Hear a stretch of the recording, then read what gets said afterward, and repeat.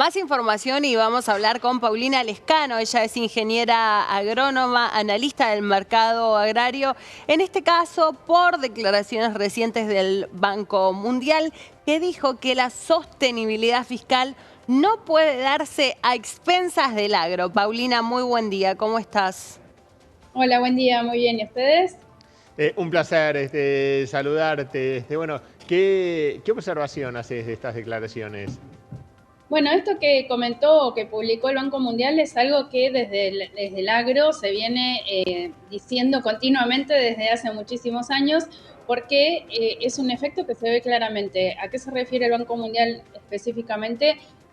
Por ejemplo, los derechos de exportación, que, como comenta en ese informe, es un impuesto tan distorsivo que en la mayoría de los países no se utiliza. Y es algo que seguramente ustedes lo viven comentando, que reclama el agro, que de alguna manera, en algún momento, se tienen que eliminar.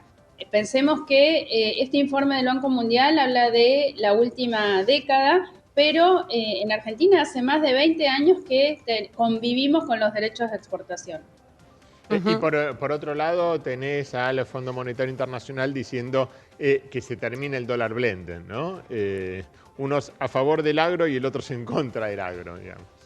No, en realidad yo creo que lo que dice, creo que coinciden los dos organismos. En el caso del Fondo Monetario Internacional, cuando dice que se termine o que debería irse a un único tipo de cambio, es algo que desde cualquier sector productivo también se pide, porque ese dólar blend, si bien permite mejorar en algún caso lo que es la venta, por ejemplo, de granos o de algún producto exportable, por el otro lado, genera muchas distorsiones en toda la cadena y tengamos presente también que, por ejemplo, hay mucha cantidad de costos que tienen los sectores productivos que son dolarizados. Entonces, eh, todas esas distorsiones son negativas en realidad, más allá Claro, que Lo que pasa es la brecha, digo, hoy tenés una brecha del 40%, entonces esa es la mayor distorsión de todas, ¿no? pero Paulina, se da por sentado de que se va a prorrogar el dólar blend, ¿no? Hasta fin de año, hasta fin de Claro. año. Sí, va a prorrogarse hasta fin de año, pero claro, lo cierto es que con una brecha del 40%, si no, les conviene, y con préstamos, ¿no? Porque le están dando financiación tanto en dólares como No en pesos necesitan liquidar. a tasas negativas. Sí, igual respecto a ese tema también es importante recordar que hay una norma que vence el 30 de junio y que, salvo que se prorrogue, para los productores que tengan stock de soja, por ejemplo, el acceso a los créditos es más caro, es cerca de un 20% más caro que para quien no tenga la soja. También sería una norma, digamos, algo distorsivo, porque sería como una especie de obligarlos a que se deshagan de la soja para poder acceder a esos créditos que estás mencionando. Igual están tan baratos, pero a tasa tan negativa los créditos, que igual con un 20% más sigue siendo barato. Igual, créditos en dólares al 2-3%, Dana. Sí, igual yo creo que sería una medida muy buena que el gobierno no prorrogue esa norma que se vence justamente el 30 de junio. Y respecto a lo que ustedes comentaban del dólar blend, sí, lo tenemos al Fondo Monetario Internacional sugiriendo que sería bueno que se elimine, pero como ustedes mencionaron, el ministro de Economía diciendo que va a continuar. Así que todo eso creo que genera mayor incertidumbre y también hace que los productores, en algunos casos, decidan ir postergando algunas ventas para ver justamente todos estos cambios que se esperan en la economía, cómo se resuelven.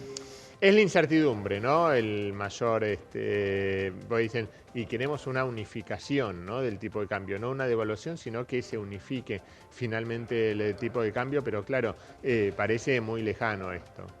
Totalmente. Bueno, y parte de lo que comenta el informe ese del Banco Mundial que ustedes me preguntaron al principio, es eso. También remarca que Argentina no ha crecido, se ha visto totalmente estancada en los últimos 10 años en lo que es la exportación de productos agroalimentarios, en parte por la presencia de estos impuestos distorsivos y en parte por lo que vos estás mencionando, de la gran incertidumbre y los cambios constantes. Pensemos que esos derechos de exportación que existen desde hace 20 años han pasado desde estar en niveles de arriba del 30% a estar por debajo del 30%.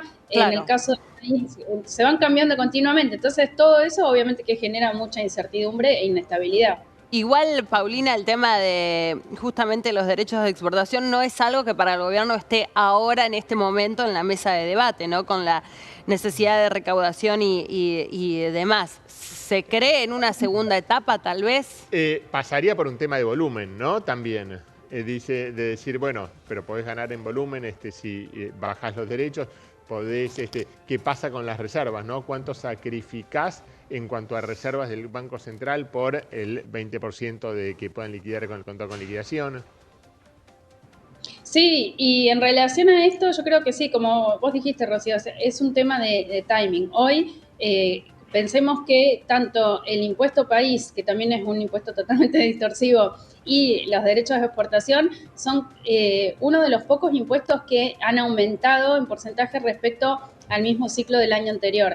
Y además tienen una altísima participación en el total de ingresos fiscales del Estado. Entonces, como ustedes dijeron, parece muy difícil o no se está analizando realmente en este momento eliminarlos. Pero, como vos decías, Mariano, creo que es una cuestión de timing, porque si se eliminan o se bajan o se eliminan esos derechos de exportación, está comprobado que en la época de Macri, cuando se eliminaron para lo que es maíz, para todos los cereales, eso generó automáticamente un aumento de mayor cantidad de área sembrada, mayor uso de tecnología, que en la campaña siguiente se transformó, como vos dijiste, en mayores toneladas, que finalmente son mucho más ingresos para el Estado, Claro, ¿no? hay que ver sobre la sostenibilidad de eso, ¿no? Digo, en el tiempo.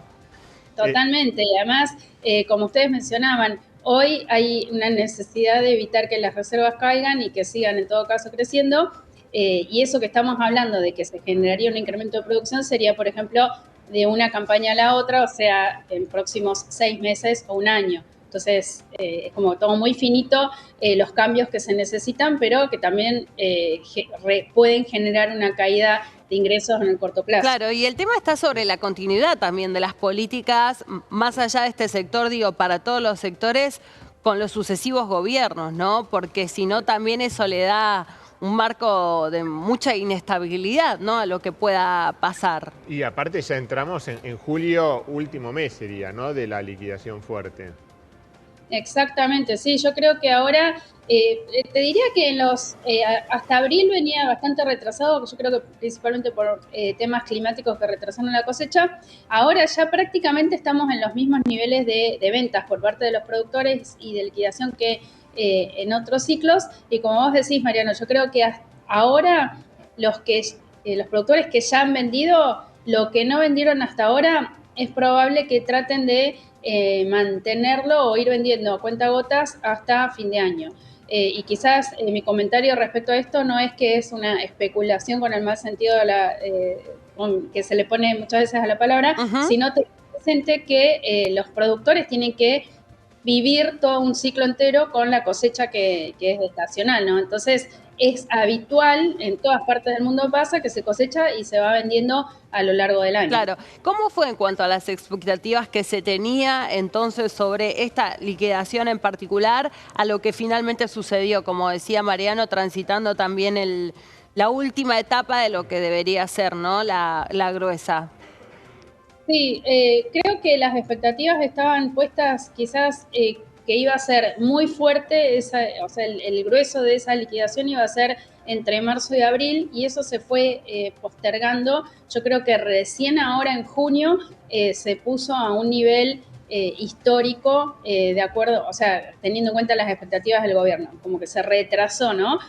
Los ingresaron, pero ingresaron más tarde que lo que estaba, si querés, puesto en el Excel de las expectativas del gobierno. Bien. Paulina, gracias por atendernos como siempre y traernos la actualidad del sector. Bueno, gracias a ustedes, buena semana. Igualmente para vos.